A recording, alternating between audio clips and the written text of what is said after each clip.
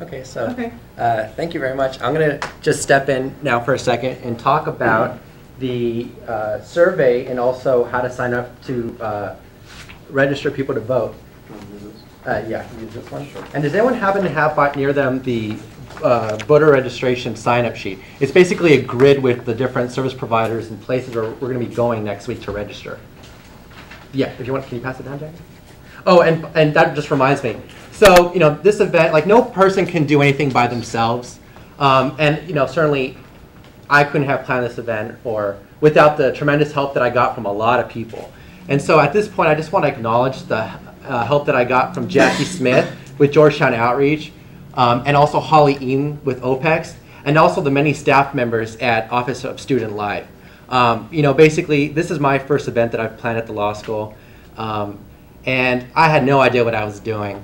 But I found out that planning events is really easy. It does take quite a bit of time, but if you have people who are willing to help you and they're your good friends, then you can pretty much do anything.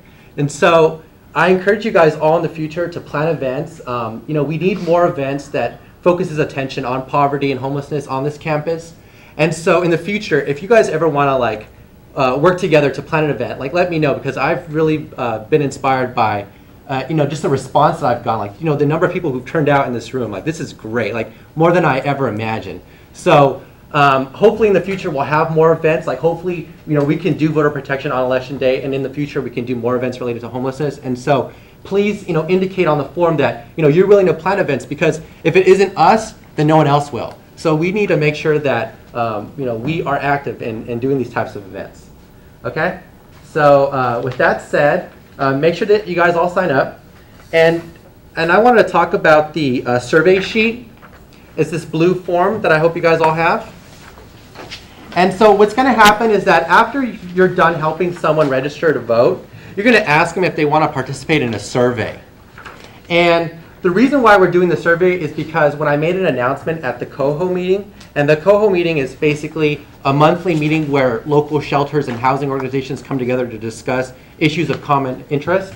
They basically asked us if we could put together a survey of the types of problems that homeless individuals face when they're trying to go vote. And so that's what we're doing. After we're done registering someone to vote, we're going to ask them if they want to participate in the survey. And so they have the option at the top to say yes or no. And we definitely want to respect their choice, but we also want to encourage them about the importance of both registering and voting, but also participating in the survey. Because, you know, based on the survey, we're going to basically present a report to the local service providers and tell them and educate them about the problems that they have. And hopefully we can go about lobbying and advocating policymakers here in DC to change some of the laws that prevent homeless people from fully participating in the political process. And so the first thing you're going to do is ask them if they want to participate in the survey. And afterwards, you're going to want to find out their voter history. You're going to want to see, like, is this the first time that you've ever registered to vote? Is this the first time that you're going to be going to vote? Or have you done this before? So obviously, like, that's a natural question that people are going to ask us. Like, you know, so how many new people did you register to vote? So by answering this question, we're able to give them an answer.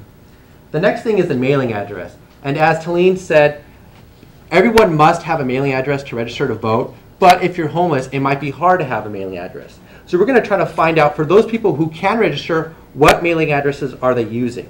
So for example, if a lot of people are using shelters as their mailing address, then we want to go out and lobby and advocate for more shelters to open themselves up to receive mail. And for voting purposes, the mailing address is important because that's how people get their voter registration card. And the voter registration card is where people find out where they have to go to, like, to the polling place. And you have to go to your assigned polling place, or you can't vote. Is that right, Talene? Yeah, you should go to your assigned polling place. And so on the worksheet on the back, we have the various places where we're going to go register. And on the right, we have their polling place. And so for most people, this should be sufficient. You should be able to say, well, you know, you're in you know, Franklin School Shelter, so you need to go register to vote at Martin Luther King Library. So for some people, you know, they're going to be not staying in places that correspond to these locations, in which case you have a couple of options. You can either give the Board of Elections a call, and they can tell you. You can give a call to your friend who can look it up on the Board of Elections website, because you can just basically punch in the location. I'll tell you the polling place. So you can call a friend. We also have a polling place list that I will distribute to everyone via email based on the sign-in sheet. If you guys can think of any other ways, that'd be good. I think that's it. Yeah. I think there is, maybe wrong, a map of the voting precincts. Oh, that'd be good. Online or something. That might be, if you took that with you. Yeah, I can look for that and send that to everybody. That's a great suggestion. Thank you. And then finally, for the survey, we also have the IDs that people need. So for these questions, what's really important is when people indicate that they don't have a driver's license or a copy of their Social Security card. So that way we can think of ways to help them get those things. So is there any questions about the survey sheet? Okay. Okay, good.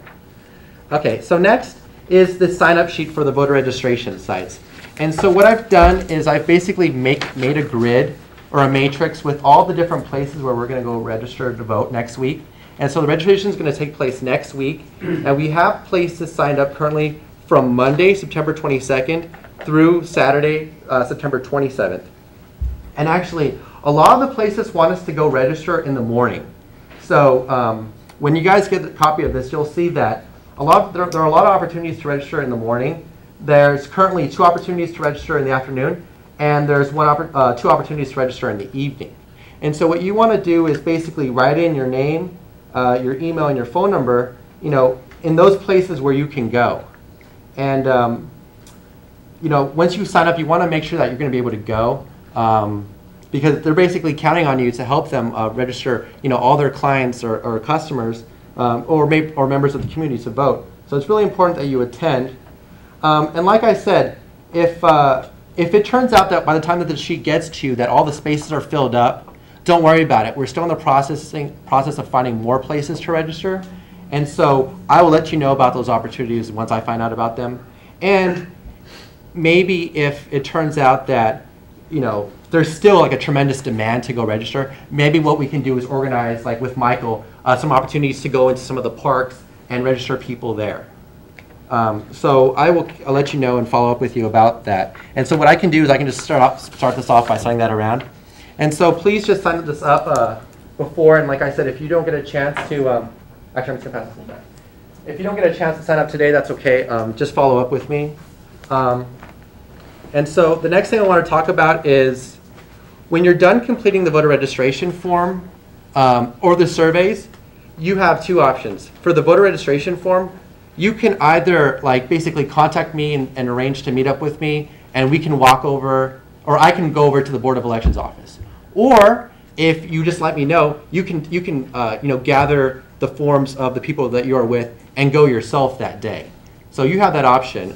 But just let me know what you decide to do. So you can either go by yourself, or I can go, or we can go together. It can be fun if we go all together. So just let me know what you do. But for the surveys, you definitely just want to get that back to me. And then I think for those people who are interested in participating in future homelessness events, I'll basically ask you if you guys would like to maybe meet up so that we can synthesize this data and analyze it and see how we can present it in the best form to policymakers in the future. And remember that when you go out to register in the community, you are going to get pledge hours. And so, basically keep a total of that. And I will work with Holly to make sure that everyone gets credit for everything that they do. And if it turns out that later in the week you want to go register people on your own, I don't have a problem employing an honor system and just trusting that you will be registering people on your own time. That's fine with me. I'll run that by Holly to make sure that's okay with her. But basically this is a week. It's a national week where groups across the country are registering homeless individuals to vote, and we're part of this national movement. And we're also part of the local DC movement about homelessness. And so, just take advantage of this week. Just get really involved. Do as much as you want. But at the same time, if you're busy, it's okay if you can't go, or if you only can go once. That's fine too. So yeah. I'm sorry, I just have a quick question. Sure. Do you know if these places are metro accessible? Just figuring out. What I do have is I do have a map in my backpack that kind of shows where these places are. So I can show that afterwards. Thank you. Is there any other questions?